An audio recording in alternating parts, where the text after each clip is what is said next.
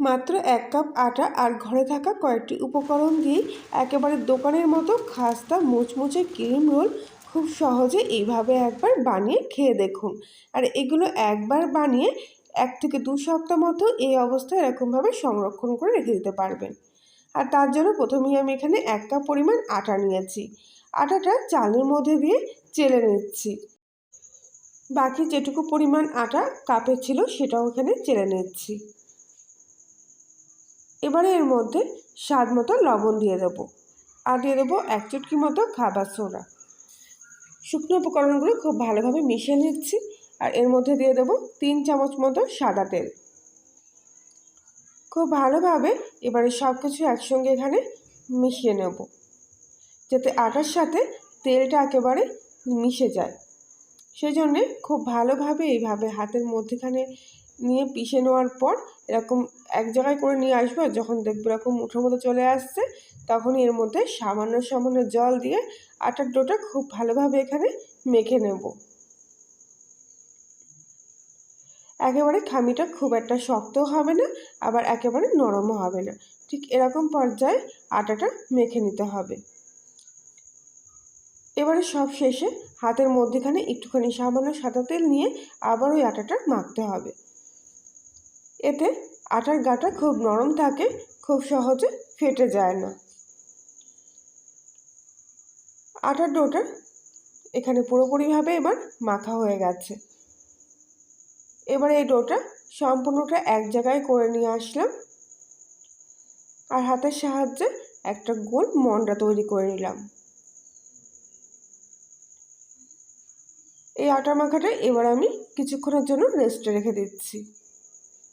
আর ততক্ষণে এখানে এই চামচের 2 চামচ মতো সাদা তেল নিয়ে নিয়েছি আর তার সঙ্গে দিচ্ছি বড় চামচের 1 চামচ মতো আটা। আটার সাথে তেলটা খুব ভালোভাবে মিশিয়ে এরকম একটা ঘোল মতো তৈরি করে নেব। আর এবারে 20 মিনিট মতো আটাটা রেস্টে রাখার পর আবার খুব ভালোভাবে একবার মুঠে নিয়ে এই ডোটা একটা চাকির উপরে রেখে কিছুটা শুকনো আটার গুঁড়ো উপর থেকে ছড়িয়ে দিয়ে এই লেচিটা এখানে বেলে নেব। যেরকম আমরা রুটি বেলে থাকি ঠিক সেরকমই বেলবো। খুব বড় করে এখানে একটা না মোটা না পাতলা করে রুটি বেলে নিয়েছি। এবারে আগে থেকে যে আটা আর তেলের ঘোলটা বানিয়ে রেখেছিলাম সেই ঘোলটা রুটির ওপরে খুব ভালো করে লাগিয়ে নিচ্ছি। এবারে কিছুটা আটার গুঁড়ো আবার ওপর থেকে ছড়িয়ে দিচ্ছি। এবার যে এক্সট্রা আটাটা আছে সেটা ঝেড়ে ফেলে দেব। এবারে এই রুটিটার একটা সাইড থেকে কিছুটা অংশ ভাঁজ করে নিয়ে এসে মাঝখানে রেখে দিলাম। ফোল্ড করা ভাঁজের অংশের ধারগুলো একটু টেনে দেব, যাতে দুটো ভাগই একসাথে মিশে যায়। এইবারে আবারও একটা ভাঁজ দিয়ে পুরো এরকম লম্বা একটা চৌকো শেপের লেচিটা করে আনলাম। ধারগুলো একটু টেনে এরকমভাবে লম্বা করে এই কোণার সাথে মিশিয়ে দেবেন, তাহলে দেখবেন বেলার সময় খুব সুবিধা হবে। এবারে ওপর থেকে আবারও কিছুটা আটা আর তেলের ঘোল মাখিয়ে দিয়ে ওপর থেকে আবারও আটা ছড়িয়ে দেব। এবারে এই লম্বার দিক থেকে একটা ভাঁজ দিয়ে দিলাম, ঠিক মাঝখানে নিয়ে আসলাম আর এর উপরেও আবার কিছুটা ঘোল আর আটা ছড়িয়ে ভালো করে মাখিয়ে নেব। আর এই ফলটা পুরোপুরি এবার মুড়িয়ে ভাঁজ করে দিলাম আর এরকম একটা চৌকো শেপের লেচিটা তৈরি হয়ে গেল। এটা কোনো রেস্টে রাখার দরকার নেই। এবার এই লেচিটাকে আবারও চৌকো শেপ করে বেলে নিতে হবে। অন্য শেপের না করে চৌকো শেপের বেললে খুব ভালোভাবে বেলা যাবে। আর এত বড় হয়ে গেছে এই রুটিটা যে চাকির উপরে ধরছে না, তাই আমি স্ল্যাপের উপরে নিয়ে নিলাম। খুব ভালো করে চার সাইড একেবারে সমান করে বেলে নিয়ে এর চার ধার থেকে অল্প করে অংশ সামান্য কেটে বাদ দিয়ে দিচ্ছি আর কাটা অংশগুলো এখান থেকে তুলে নেব। এবারে ঠিক স্কেলে মেপে 1 ইঞ্চি মাপ করে নিয়ে এরকম দাগ দিয়ে দিচ্ছি। এবারে এই দাগ বরাবর অনুযায়ী লম্বা লম্বা ফালি করে এই থেকে অংশগুলো কেটে নেব।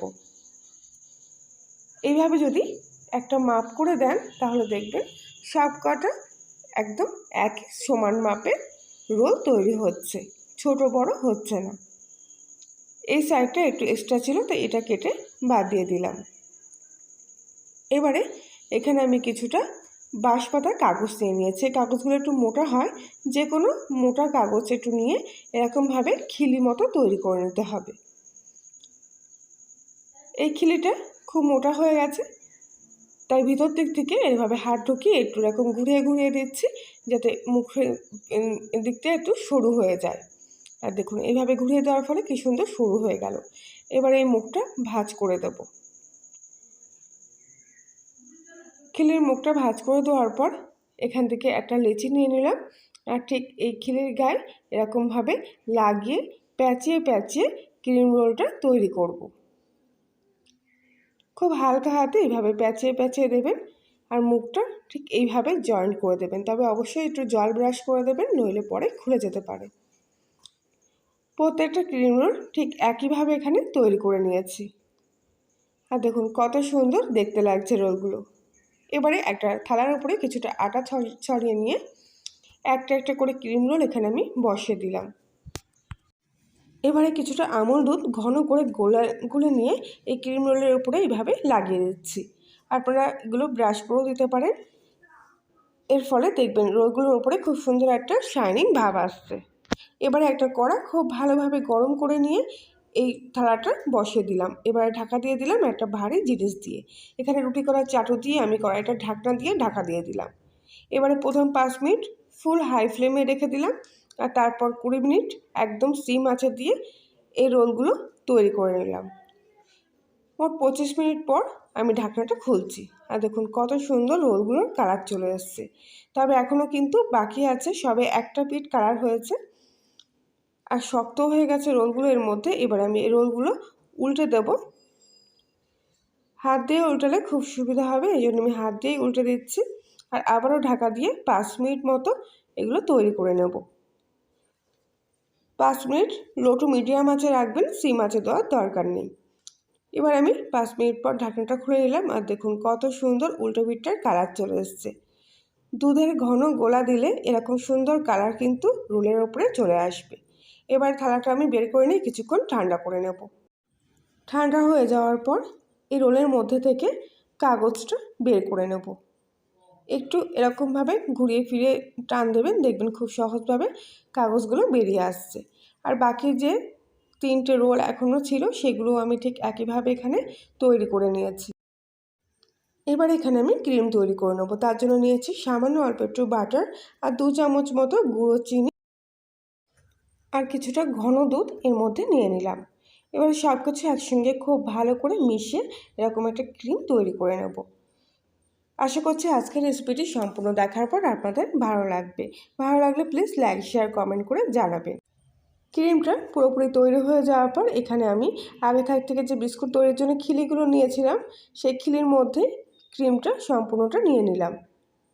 খিলির মধ্যে পুরোপুরি ক্রিমটা ভরা হয়ে গেলে এখান থেকে একটা বিস্কুট নিয়ে এইভাবে চাপ দিয়ে এই বিস্কুটের মধ্যে ক্রিমটা ভরে দেব। আর দেখুন কত সুন্দর সহজভাবে ক্রিমটা এর মধ্যে প্রবেশ করে গেল। প্রত্যেক কটা রোলই আমি ঠিক একইভাবে এখানে তৈরি করে নিয়েছি, আর দেখতে দেখুন কত সুন্দর হয়েছে। একটা রোল আমি ভেঙে নিয়ে দেখাচ্ছি, দেখুন ভিতরটা কত সুন্দর খাস্তা হয়েছে। ক্রিম দিয়েছি বলে একদমই কিন্তু নরম হয়ে যায়নি।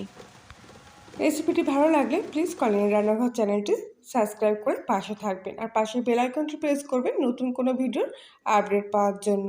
তাহলে বন্ধুরা আজকের মতো এই পর্যন্তই, আবার দেখা হচ্ছে অন্য একদিন। ততক্ষণ সবাই ভালো থাকবেন, সুস্থ থাকবেন।